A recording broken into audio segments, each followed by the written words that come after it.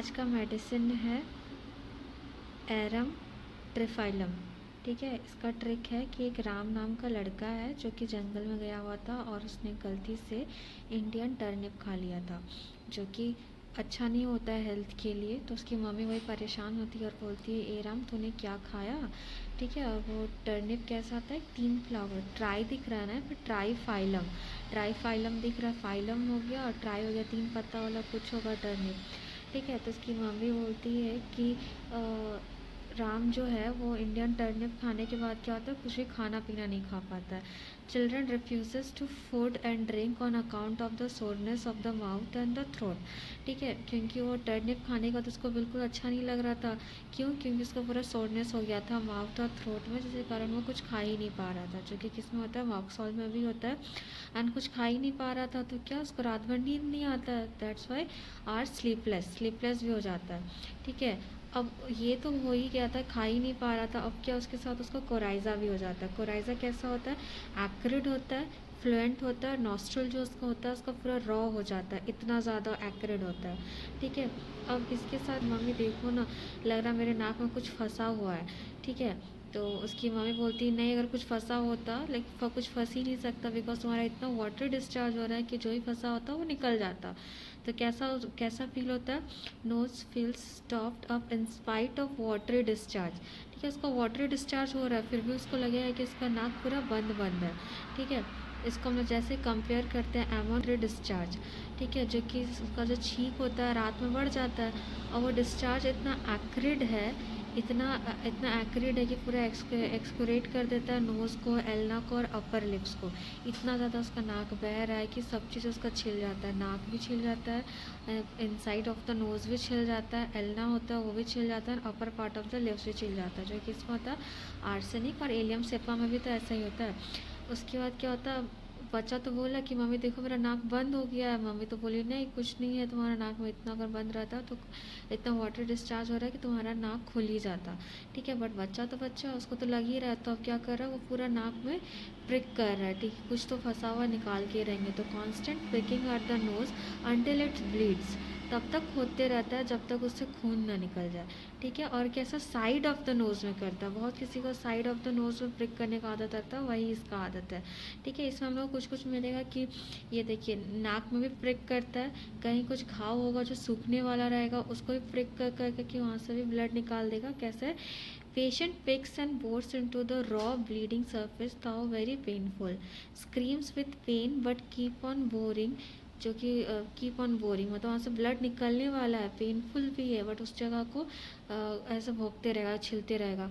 फिर यहाँ पे एक नोज़ का आ गया, स्किन का आ गया, उस तरह लिप्स में भी करता है, लिप्स और नेल्स, ये सब चीज़ें क्या क्या करना, इसमें क्या क्या किस चीज़ को प्रिक करते रहता है, नोज़ को प्रिक करते रहेगा, जब तक करेगा तब तक ब्लीडिंग ना होने लगे।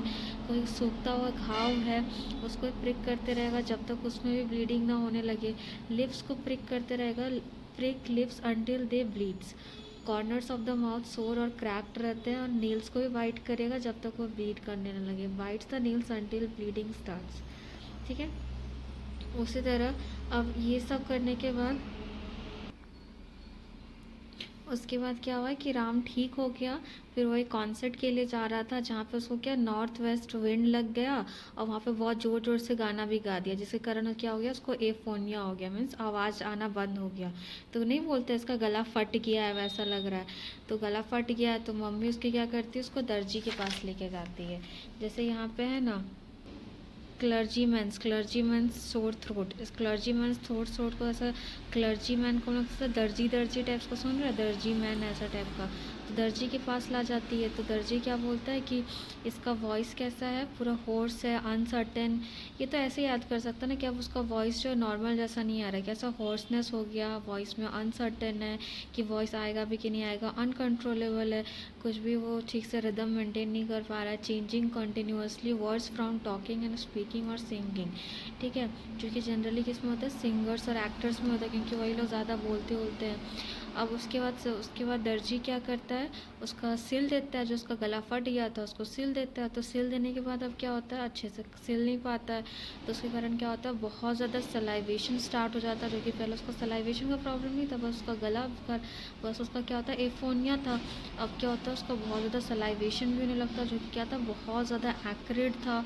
ठीक है, एक्रिड था, इवन टंग से भी, टंग एंड बकल कैविटी भी और ज़्यादा रॉ हो गए और वहाँ से ब्लीडिंग आने लगा।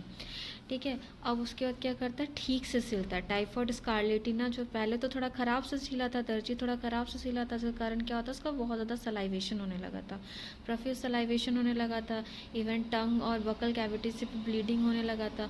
अब क्या होता है, ठीक से सिलता है। ठीक से सिलता है मीन्स क्या, टाइफॉइड स्कारलेटिना, जिसके कारण क्या होता है, जब ठीक से सिलता है तो उसका प्रोफ्यूज सलाइवेशन तो ठीक हो जाता है, बट अब क्या होता है, उसका यूरिन बंद हो जाता है। ठीक है, with apathy, scanty and suppressed urine और थ्रेटेंड यूरेमिया, मीन्स कि अब यूरिन बंद हो गया तो क्या होगा, ब्लड में यूरिन का अमाउंट, यूरिया का अमाउंट बढ़ने लगेगा। अब देखो इतना कुछ हुआ, फिर सब चीज़ ठीक से होता है, तो हम लोग जानते हैं कभी भी कोई बड़ा फीवर वूवर होता है तो उसके बाद स्किन छूटता है ना, तो वही है डिस्क्वाइमेशन इन द लार्ज फ्लैक्स, मतलब जो स्किन जो होता है वो छूटना स्टार्ट करता है, जो कि नॉर्मल होता है स्कारलेटिना में, बट स्कारलेटिना में नॉर्मल है, बट फिर से अगर 2-3 बार छूटेगा तो फिर हम लोग क्या, एरम ट्राइफिलम देंगे। ठीक है, एक बार तो छूटा है बट वापस से छूट रहा है। उसके बाद रिलेशन हम लोग क्या याद करना है, रिलेशन में हम लोग एरम ट्रिफिलम को हम लोग कब देंगे, जब हिपर सल्फ और नाइट्रिक एसिड दे देंगे, किसमें, ड्राई हॉर्स क्रूपी कफ में देंगे। उसके बाद भी अगर ठीक नहीं होगा तब जाके हम लोग क्या देंगे, ऑरम ट्रिफिलम देंगे। सबसे पहले हम लोग जानते हैं हॉर्सनेस और ड्राई क्रूपी कफ के लिए क्या आता है, हेपर सल्फ देते हैं, फिर नाइट्रिक एसिड देंगे। उसके बाद भी अगर ठीक नहीं होता है पेशेंट तब जाके हम लोग ऑरम ट्रिफिलम में जाएंगे। या फिर आफ्टर कॉस्टिकम और हेपर सल्फ जैसे मॉर्निंग हॉर्सनेस और विथ डेफनेस होता है। और इसका मोस्ट इम्पॉर्टेंट है ऑरम ट्रिफिलम का, कि हम लोग उसको कभी लो डोज में नहीं देते हैं और बहुत जल्दी जल्दी रिपीट नहीं करते, बिकॉज उसका साइड इफ़ेक्ट होता है, और हायर पोटेंसी में देते हैं तो उसका ज़्यादा इफेक्ट दिखेगा हम लोग को।